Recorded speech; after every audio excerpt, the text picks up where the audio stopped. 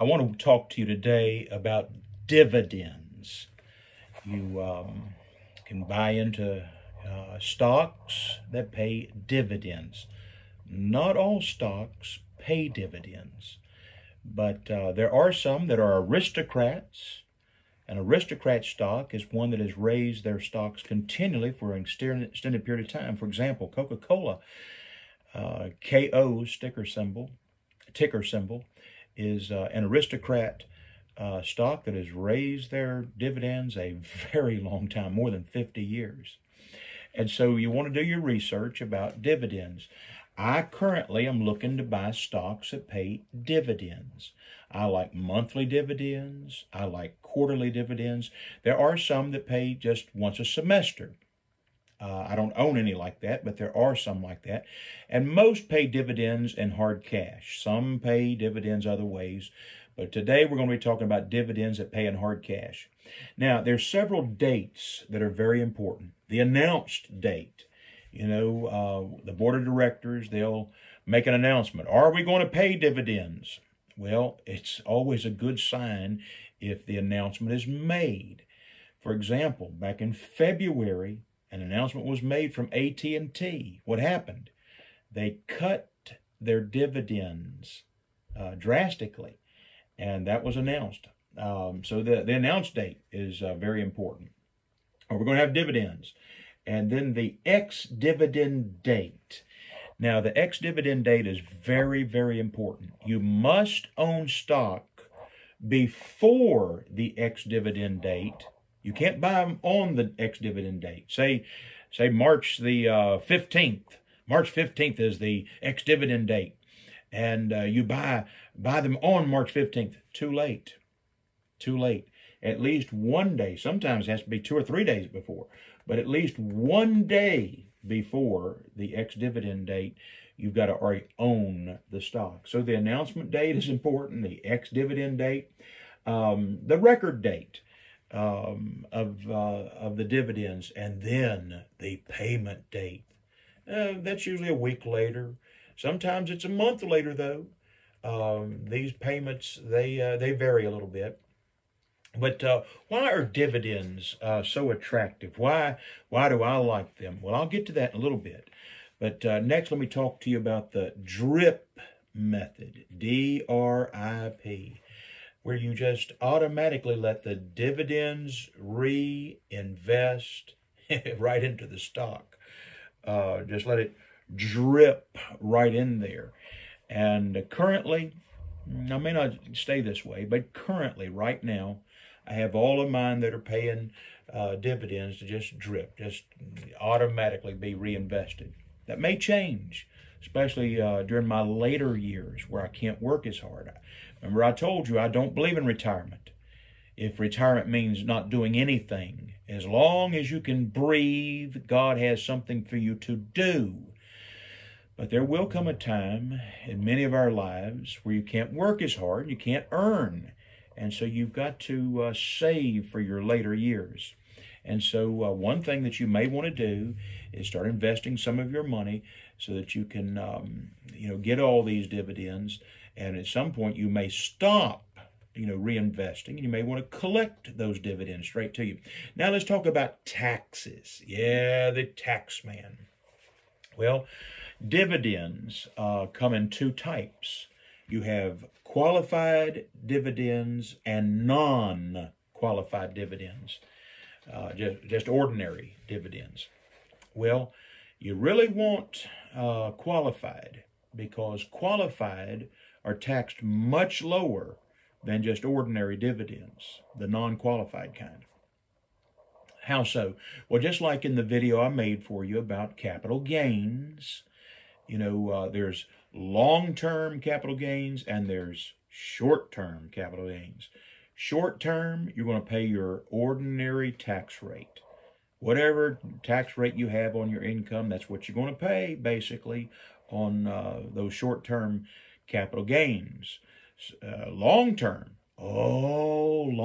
capital gains. Currently, if you make less than $80-some thousand, the long-term capital gain is a beautiful number. 0. I like the number 0 when it comes to taxes. Now, that may all change. The current administration, the current president, he'd like all that to change. I don't want it to change. I think we pay too much in taxes already.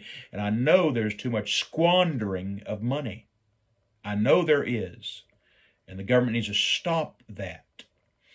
But I don't mind paying taxes as long as they're used effectively. But that's another subject. We'll get on that subject some other time, all right? Right now we're still talking about dividends.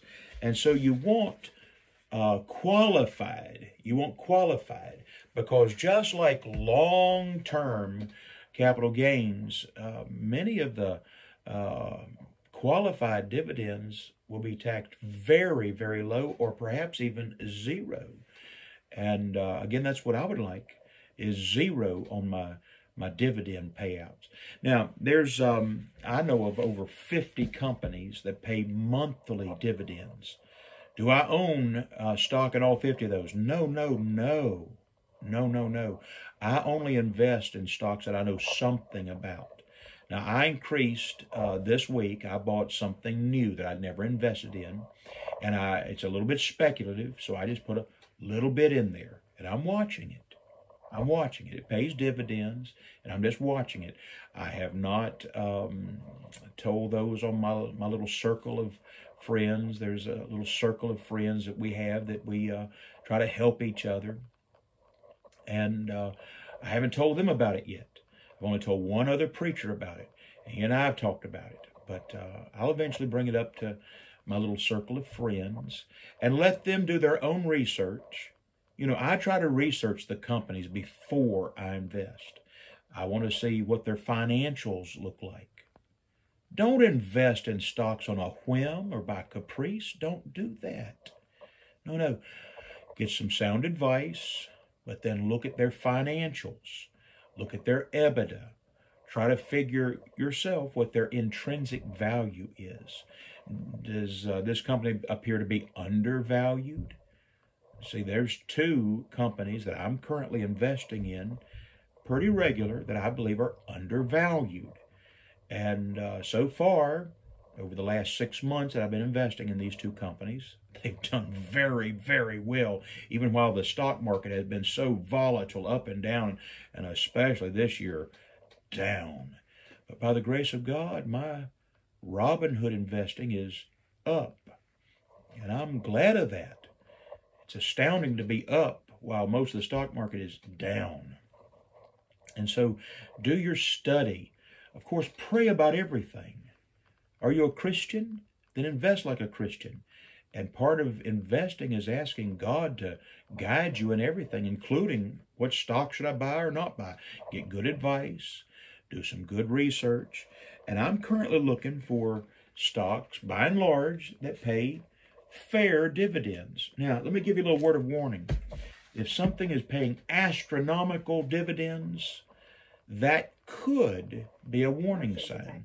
Because, you know, it could be that that they're really struggling financially. They're trying to attract some capital investment by promising a very large dividend.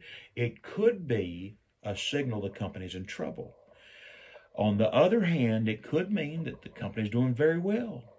Again, you have to do your research. Now, when you buy stock, you are actually investing money into a company. That's what you're doing. And so look at the size of the company. Do they have 30 employees or do they have 30,000 employees? A company with 30 employees, that could be dangerous. That's a pretty small company. And out there on the public, that company could go down fast. I'm not telling you should never invest in a tiny company, because I actually have, and I've made some money doing that. But be very careful with your investments, because you want to invest as a Christian. I've got that negative rule. Remember my negative rule? Here it is. Do not lose money. Yeah, I don't want to lose money. According to the Bible, you invest and you work to gain, not to gouge, but making profit is right. It is equitable to make profit. There's nothing wrong with that. Everybody goes in business to make money, not to lose money. So look for some dividend stocks, especially if you're a little bit older and you want to prepare for your future. Go ahead and look at your stocks and find out what the dividend rate is, and then make the best decision you know how. May God bless.